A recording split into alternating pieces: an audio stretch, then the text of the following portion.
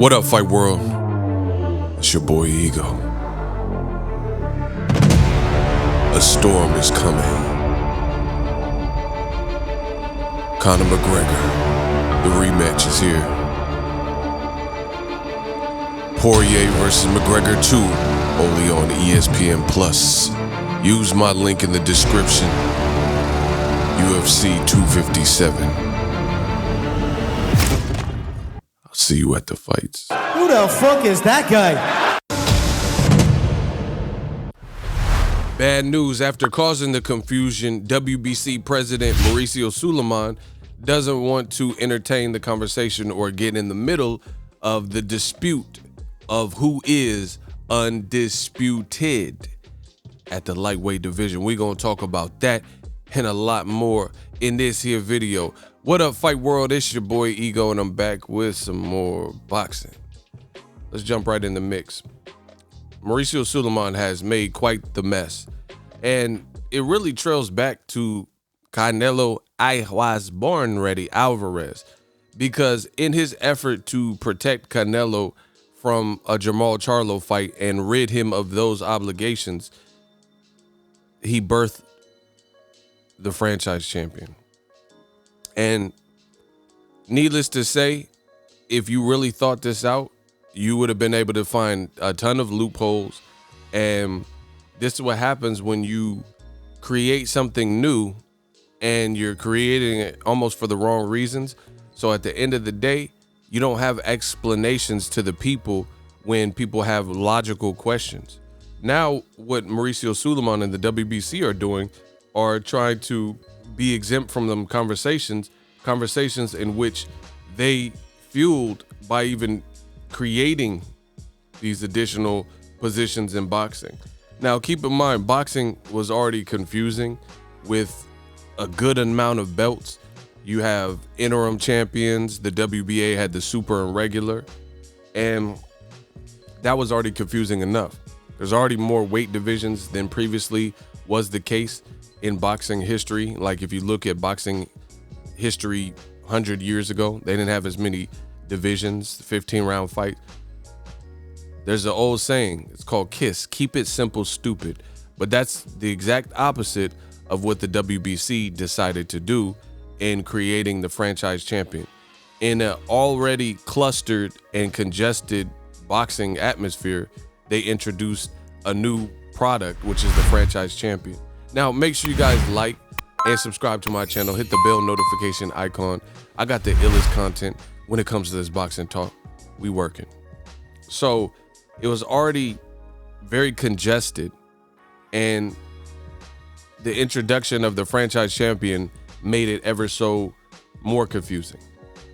On an interview with DAZN, Akin Barak, Sulaiman said that Teofimo Lopez is in fact the undisputed champion. He said he's undisputed and everybody knows what it is. But then what is Devin Haney? Like, it's just, this is horrific. You got Devin Haney with the regular WBC, and now Sulaiman is saying in a recent interview, link in the description, that he doesn't want to get involved in the dispute of who is really the champion. This is a direct quote from Mauricio Sulaiman. I don't care about that. I won't go into a debate between what one said and another responded.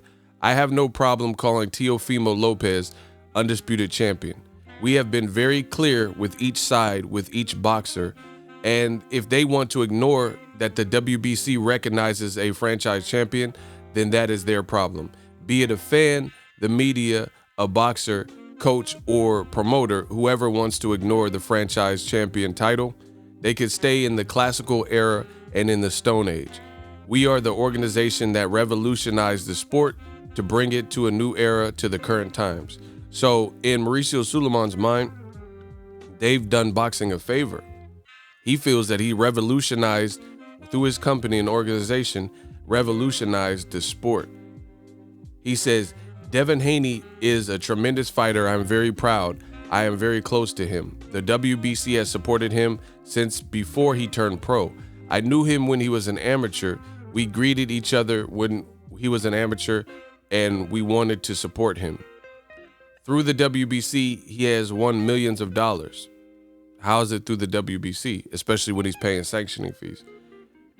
Isn't it his own talent and the way he's being moved? So I don't understand why Suleiman said through the WBC. So you think that, first of all, listen, Mauricio Suleiman, that's cap, because I've known the Haneys for quite some time, and I watched Devin spar. He had to be 15 or 16, right? And this man had it was a yellow Jeep. It was a Jeep or Range Rover, and it was on 20 plus rims and all types of stuff. He was 15, 16 years old, and he had money, and his dad had money. So that's not true. He said he won money through, what about his deal with Eddie Hearn?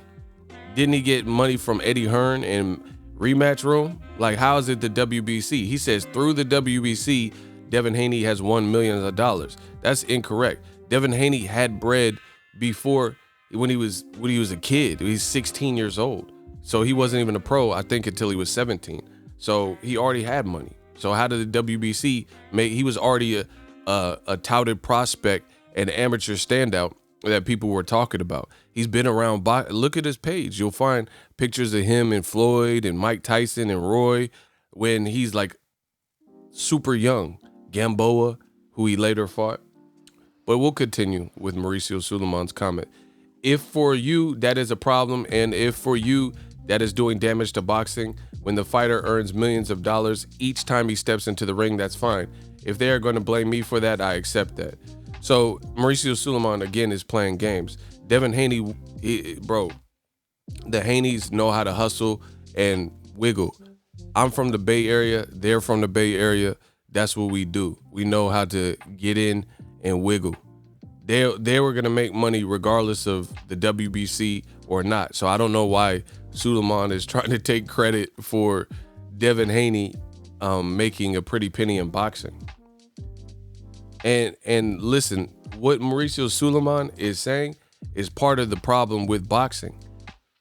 He's saying he's bringing boxing out of the Stone Age and the Jurassic period and making it modern. But realistically, if you understand boxing, where boxing is at, it's not even about these sanctioning bodies and these belts. Ryan Garcia has a WBC interim belt and he's still popular. So whether he had that belt or not, people would still be watching Ryan Garcia do the body shot challenges. So listen, we need to get boxing to the point where the belts don't make the man makes the belt. You know, it's great. It's a great addition and supplemental, if anything, to see Mike Tyson with the WBC belt in his prime, right? See Floyd, and there's pictures with him with all the green straps. And realistically, the funny thing is this, and this is my honest opinion, I feel like Floyd, in the Floyd era of boxing, pictures of him with the green straps, he popularized, an African-American fighter, popularized the green belt in this modern generation like no one else has. When you think of the WBC, you immediately think about that picture where Floyd Mayweather had a ton of WBC belts and they were all on his arm or whatever. That's what I think of, those moments where Floyd Mayweather had all the belts sprawled out on the table, or had somebody had the arm and, you know, they're showcasing all the belts. And the funny thing is, there's not a guy like Floyd Mayweather, an African-American fighter that I've seen, that receives this type of treatment. And I do say treatment from the WBC, meaning stuff that is advantageous for his career above and beyond just the regular, like Mauricio Suleiman saying, oh, the WBC has supported Devin Haney, right? Things of that sort. That's cool. You know, you're a sanctioning body. But I'm talking about these special rules like clenbuterol up in the level. That doesn't help Devin Haney because he's not on clenbuterol. He's never failed a drug test with clenbuterol. You know, the franchise champion, how it benefits Teofimo, and he doesn't have to fight Devin Haney if he doesn't want to, or his side doesn't want to. Same thing with Lomachenko. Same thing with Canelo Alvarez. When is the WBC gonna do a black African-American franchise champion? That's my question to boxing. If the franchise champion is modernizing boxing, you mean to tell me There's never been a black fighter. Like, so when Deontay Wilder had 10 title defenses, why wasn't he the first person to get the franchise champion? All in all, this is a bad look, bro. And you can say whatever you want, but I'm giving you my honest opinion and honest assessment. They've made a mess with this whole franchise champion stuff. And now they're trying to do damage control. Now they're saying, oh, by doing this, your Devin Haney has won millions of dollars. But guess what? By doing this, a black fighter is also being ridiculed and called an email champion because you decided to do this and because your committee voted on this. So stop playing games. Like, bro, he would have had money regardless. Trust me. The Haneys, they know how to wiggle. They would have had money regardless. But something that your company, your organization, your LLC has given Devin Haney is negative publicity from fans, and especially bigoted fans and racist fans and old media, right? Because now people are calling him an email champion and they don't feel he's certified because he never was afforded the opportunity to fight Luke Campbell. Top Rank stepped in. He was never afforded the opportunity to, as mandatory, fight the champion for the belt, Lomachenko. And now Teofimo mysteriously gets ordered, after asking for $10 million, he mysteriously gets ordered to fight George Kambosos, the rumored fight that we already knew he was going to fight, rather than fight Devin Haney. So you tell me what's fair in this world of boxing. The kid Devin Haney is doing what he's supposed to be doing in terms of boxing. He's calling out for the best. He's saying, yo, let's make it happen. They're saying everything under the sun rather than I'll fight him next. And that's absolutely true. And you have to blame the WBC. The WBC is trying to spin it like, if you have questions, this is just merely your fault. And you're just being a hater, or you want to be left in the past and left in the shadow realm. That's not the case. You've created a protocol or a program that has received nothing but backlash since it came out. In addition to that, it seems to effectively affect certain fighters with the complexion for the protection rather than other fighters. And if I'm lying, please tell me who is a black franchise champion. Like Gary Russell Jr., he has been a champion for so long. So he beat Leo Santa Cruz in the amateurs. He's been a champion longer than probably anyone in boxing continually. How doesn't he get the franchise champion? Why is he never under consideration? You know, he beat an Olympian in Nyambayar, King Tut. You know, so how do you guys determine this? It's all favoritism, it's all politics, and it's about the almighty dollar. Stop playing with me. 2021, we gonna get to the bottom of this. But for the WBC to suggest that Devin Haney won millions as a result of them, that's false, because he had bread. I'm telling you out of my own observation in Oakland. The man was 15, 16 years old, and they had bread back then. Devin Haney, go look at his track record. Go look at posts where he posted something in 2017, 18. Before he was ranked with the WBC, before he was turned pro. You'll see Devin hopping out of fly cars. And, remember a couple years ago, they said he was hanging out with Black China. He's been a part of that. There's pictures of Devin Haney with Kylie Jenner. He been wavy. He been had drip. What are we talking about? So the WBC continues to make their witness protection program look very flagrant. And again, Lomachenko, Teofimo is benefiting people more so like that than it is any black fighter. And if I'm wrong, then tell me what black fighter is franchise champion. Deontay Wilder didn't get franchise champion. He could have been the first one that you come out with this experimental program, but he wasn't. They gave it to Canelo, and now they're saying Canelo has to fight Yildirim, and then Devin Haney, a black fighter, has to fight Javier Fortuna, which is a deadly, dangerous fight for anybody. So a 30-year-old experienced Canelo, he get a cupcake fight that a guy coming off a 2-year layoff and a loss, and they were gonna do it in Mexico if the Rona protocol would allow for it.